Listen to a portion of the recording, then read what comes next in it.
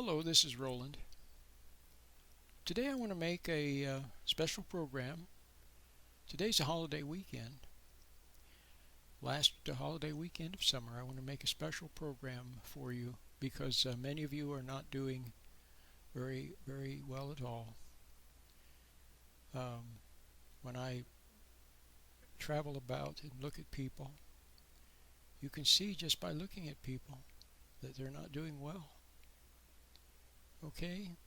And the people who look like they're doing well, when you get behind closed doors in their home, you find out that it's not so good. They're not doing so well either. So what's wrong?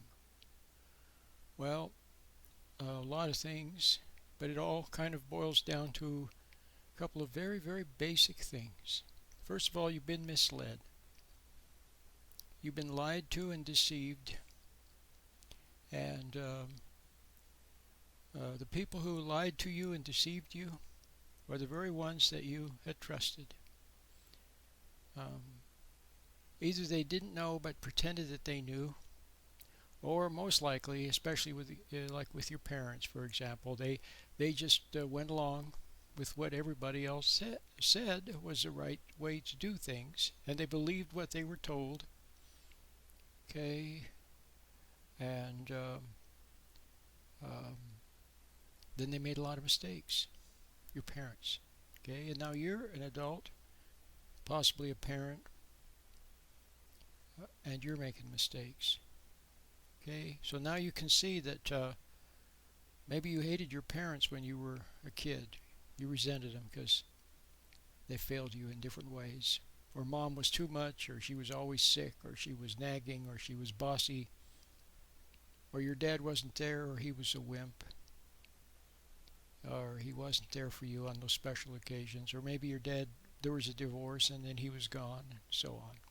So you resented him. Okay. Um, so you've been, see, if the advice you had followed, if you had been given, okay, and sometimes we are given good advice. Okay, maybe your parents or other authorities, some of the books you read, or at church or somewhere, you heard some good advice, but you didn't follow it. Okay, you didn't follow it. Usually, good advice is kind of the old-fashioned kind of a way, and seemed boring. See, perhaps, or you were rebellious. See, a lot of us are rebellious, especially when we're young. It's actually not so bad. Sure, you don't want, shouldn't be joining gangs and taking drugs and doing bad things like that, but I mean just the idea of just trying to find your own way and seeing that there's something wrong with the way of the people, in charge. You could see something wrong, something odd, something phony, something hypocritical about it. Something didn't sit right, so you tried your own way. Okay, but you didn't know how to do it properly. You didn't know how to creatively rebel. See, there's a way of creatively rebelling, and then you become a Steve Jobs or an Albert Einstein. Okay? But instead, you rebelled angrily, resentfully. See? And so, by being angry and resentful, you went to the other extreme and then did foolish things on the other extreme. Okay? So, but then the problem with that is, let's say you rebelled angrily, then made mistakes, then you felt very guilty. Okay, you felt guilty for the resentment. That's why you were guilty, for the resentment, resenting your mom and dad and authorities and so on. Okay, but then you made the mistake of thinking that the guilt was for trying to find your own way and for seeing something wrong with their way. And so you came crawling back on your hands and knees, and then perhaps you just went the way, exactly the way they said, to be ambitious and to study and blah, blah, blah, blah, blah. Okay? But what you have to see now, then you became exactly like the ones you were rebelling against. Exactly like them. Maybe worse. Now what you have to see is that most likely it wasn't that you were wrong for trying to find your own path, and it wasn't that you were wrong for seeing something wrong with the way they were doing things. What you were guilty for was a resentment. So all you have to do is let go of the resentment. That's all. Just let go of the resentment, and then you're free to find your own true creative path, like Beethoven, or Stephen Jobs, or Albert Einstein. See what I mean? Okay, so there's a lot of error out there, see, and exploitation. Everywhere you go, there's lies and deceit and exploitation. Okay, and you have to be able to see through it. Otherwise, you'll be a victim of it. Okay. Have you ever had a situation where you sort of believed somebody, they told you different things, but then all of a sudden, in a moment of clarity, all of a sudden, maybe after they betrayed you, see, then there's the, oh my God, there's a big wake-up call. Then you, in a moment of clarity, you see them for what they are. You see their lies for what they are. See, then you don't believe them anymore. You don't follow them anymore. You stand back and you see them for what they are. And a lot of times when you encounter them after you have had your big wake-up moment, now you look at them, it's like you're looking right through them. And they can sense that their lies and deceit is not working, so they try different things, trying to fool you and trick you and deceive you and seduce you. And see, it's not working. Usually they give up, leave you alone. You're lucky. Okay, sometimes it's with a partner, boyfriend or girlfriend. See, sometimes it's a mentor, a boss, some kind of a guru, some kind of a leader, someone you're following. See, all of a sudden you see them for what they are. Could even be, and often it could be a legitimate type person. I mean, with a legitimate job. I mean, it could be a coach or a teacher, or professor, or like I said, a boss. It could be a coach. You think the world of the coach, and you think he's just so great. Then all of a sudden, one day, you see him for what he is. You see how he's exploiting, how he's building his own pride. See, using you and using everyone. See, a lot of people are users.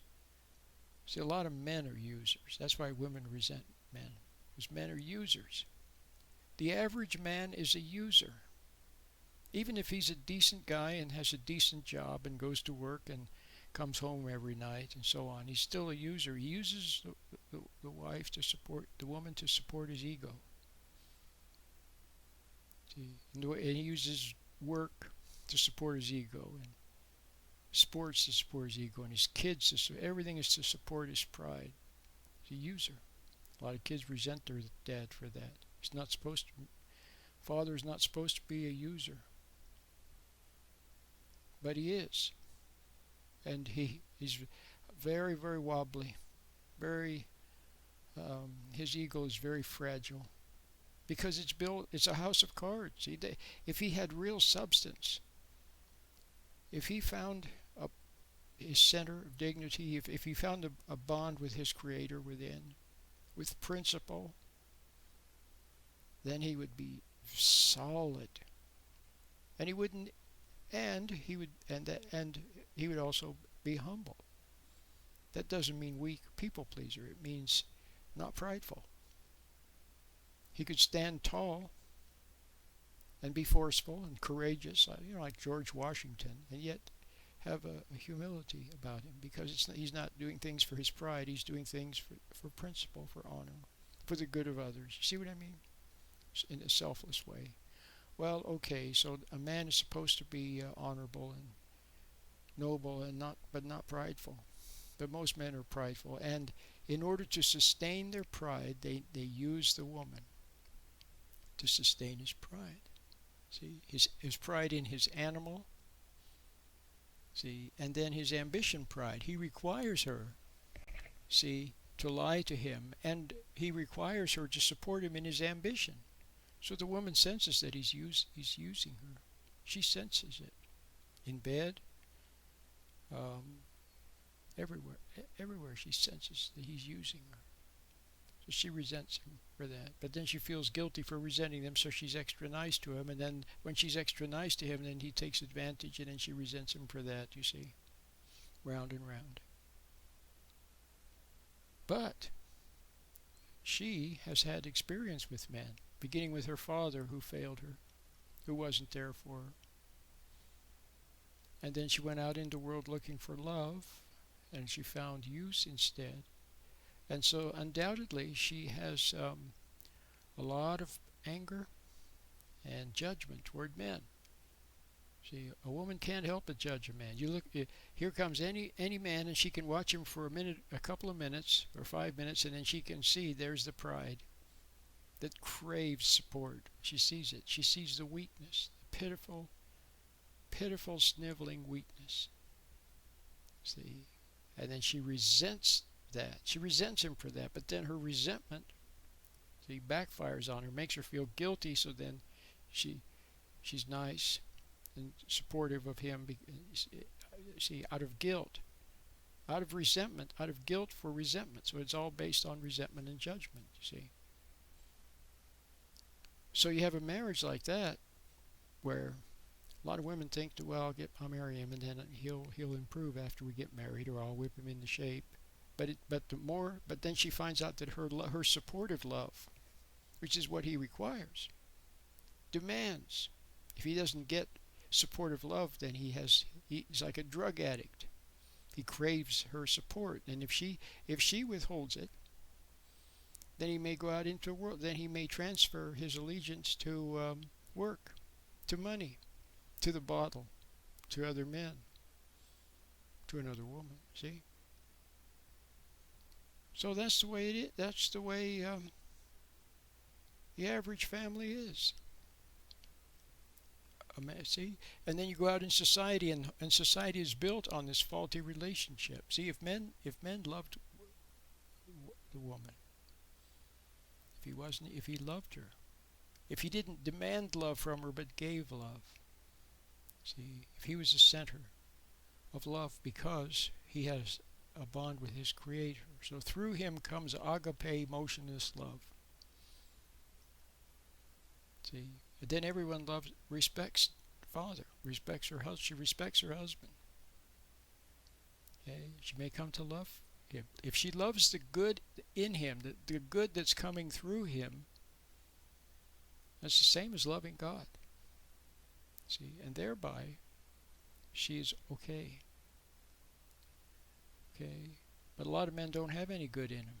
They're just all ego and shallow, weak creatures. See, that's why women resent them.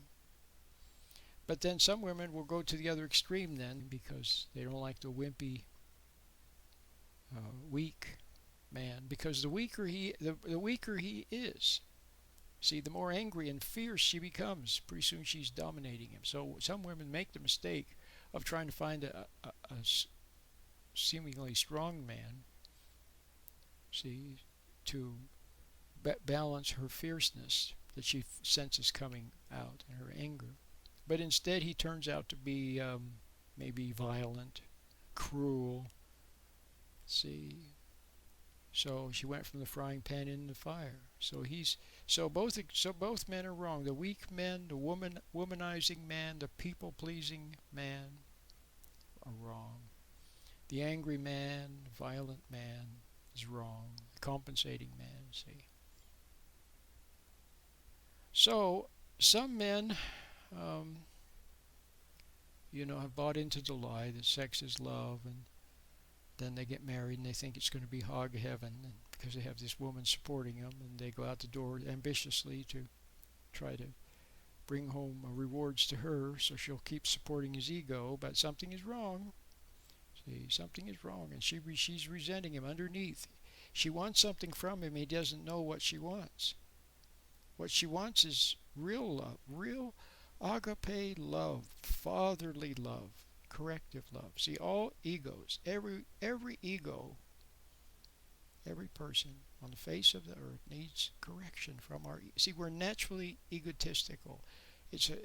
Naturally naughty, not concupiscent, prideful. We get it from Adam and Eve all the way, came down to us all the way, through our parents and their parents and all the way back. So what we need is for that side of us to be gently corrected. And then some of us remain then within the bounds of decency and propriety, and then some of us, not all of us, but some of us then yearn for something more. We yearn for truth. We yearn for answers, and we begin to seek and search for answers, and then one day we begin to find answer. And when you begin to find the answers, then you never see things the same again. Now you see the world for what you'll see the world for what it is. A dog-eat-dog world where everybody's deceiving each other and lying to each other, exploiting. See, workers exploit management exploits the workers, and then the workers get a union, and then the union becomes just as bad as management exploiting. See, and everybody is exploiting everyone and lying to everyone, and there's a little love. Okay, but it won't bother you if you start to find the way back to your Creator. It won't bother you. You'll just see that's the way it is. But you won't resent people. See, your mistake has always been you resented people. You resented men for failing you, your dad for failing you. See, you resented ladies for being fierce or willful, and you resented your mom, and you resent everybody. Okay? Well, that's not good either. See, that's a form of use. Secretly resent people. See. So now what you need to do is let go of your resentment. Just let go of it. But most people are lost sheep. So forgive them. Let it go. Whatever happened in the past, let it go. Let it go. Okay? Forgive and forget. And how do you forgive? Just let go of the resentment. See that they were all lost sheep. Someone did it to them. They turned around and did to others. So just let it go. Now start afresh, moving forward. If you're the husband, see, well, then now you have to do a little soul searching and do a little bit of basic boot camp, basic training. And there's no better source than to watch my videos and some of my audio and read my books. Okay. You get an idea what's required of the man. You'll see that the man has to be, he's like the captain of the ship. Steady as she goes. And the more other people are emotional, the more he is calm. The more other people are naughty, the more he is principled and honorable. And he stands for something. He's not a people pleaser. He's not weak. He stands for something, but with a twinkle in his eye. Okay? So he's lighthearted and cheerful and fun to be around, but he also has a stern side. What's right is right, and fair is fair. You see what I mean? He's like just a good father. That's all. Good dad. And a good husband, and he's there through thick and thin. And all the egos will try him, and he will be patient and long-suffering. Okay, always cheerful, standing for what's right, but with a twinkle in his eye, and then people will respect him. Okay? And at first it may seem they'll moan, they moan and groan. Moan and groan about, oh, Dad is, won't let us go out until midnight, and won't let us all have our own iPhone, and won't let us play video games all the time, and blah blah blah. They'll complain, but deep down inside, you know what? They like it. They like having a good dad who is concerned and not weak. See, the whole world is pulling him in the other direction. There's a cute story about a little boy. He's pulling on a great big weed, great big giant weed, big as he is, okay? His dad comes along and says, son, you need some help pulling out that weed? And the little boy says, yeah, I sure do, Dad. because the whole world is pulling on the other side. Okay. Well, that's pretty much the way it is. The whole world is pulling on the other side. So Dad has to stand for something, clearly stand for something, and people will respect him. And amazingly, his wife, of course, now, if she wants to be in charge and she basically hates, she's a permanent man hater, okay, which there are such people.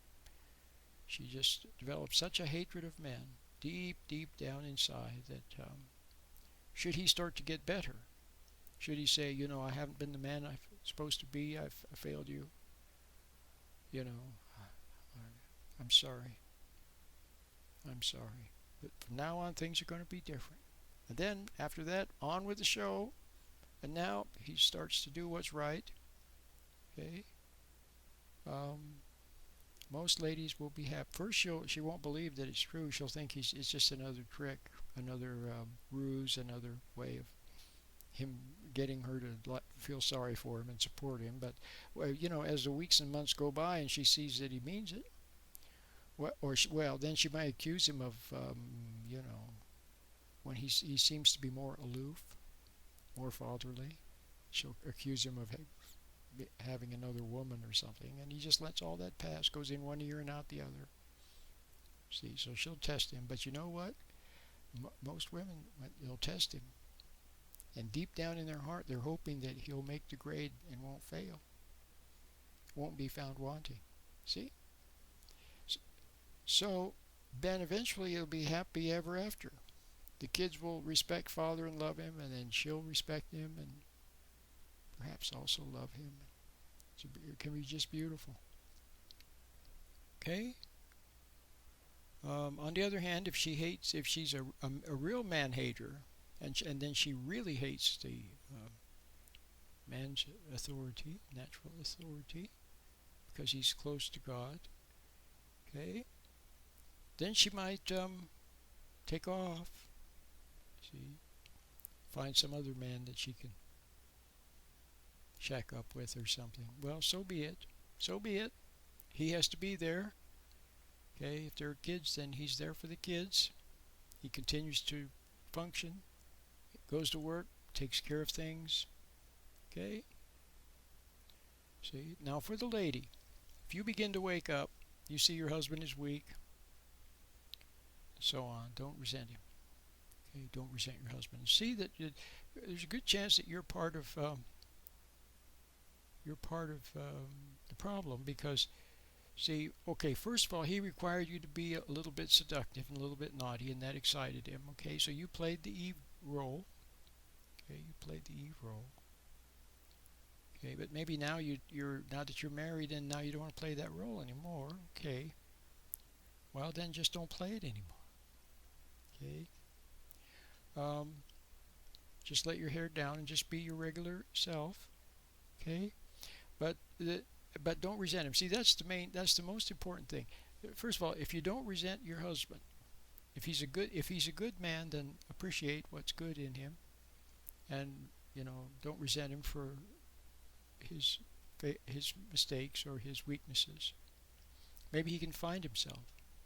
If he's not a good man, then don't resent him, don't hate him. See, just do the best you can. Do the best you can. Okay. Use whatever resources you need. If he's really not a nice man, doing bad things, or drugs or something like that, then you'll have to use great discretion. Get help, professional help, and any whatever is available. See, it can be rough. I know it can be rough, but hopefully, most of the ladies who are maybe watching this video, your husband is an okay guy. He's not a criminal or drug addict, just a regular guy.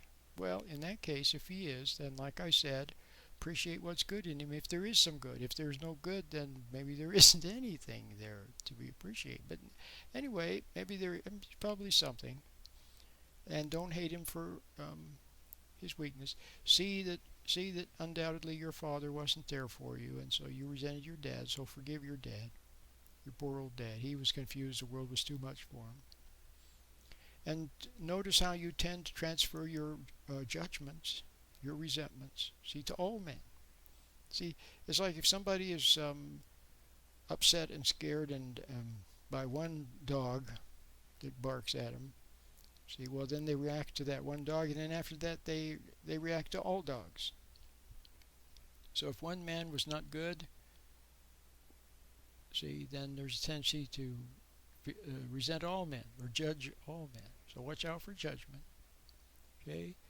And don't give your husband too much of a hard time, okay? Don't give him too much of a hard time. If he's in error, then point it out. You don't have to go along with. See, in other words, if he's right about something, then cooperate with what is right, instead of giving him a hard time over everything. Okay.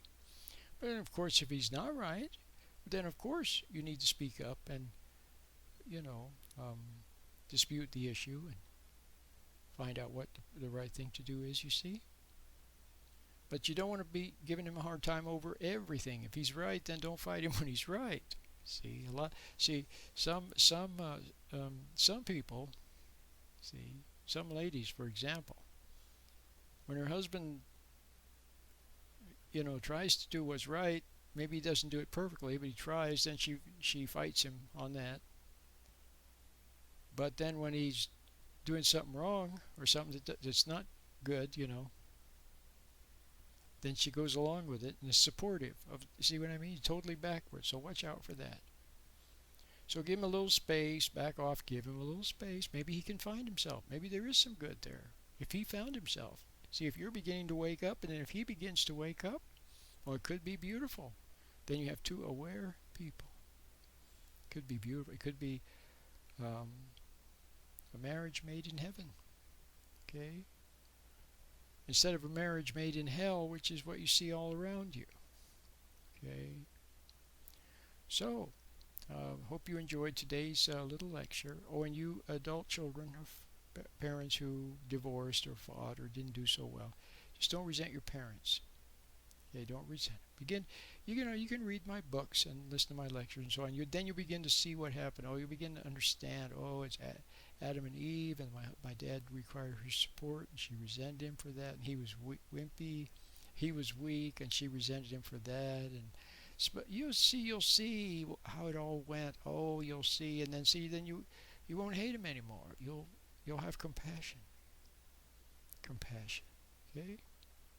And by not resenting, you are free then to be centered, to become enlightened, and to move forward. And you won't have to pass on the legacy to your children.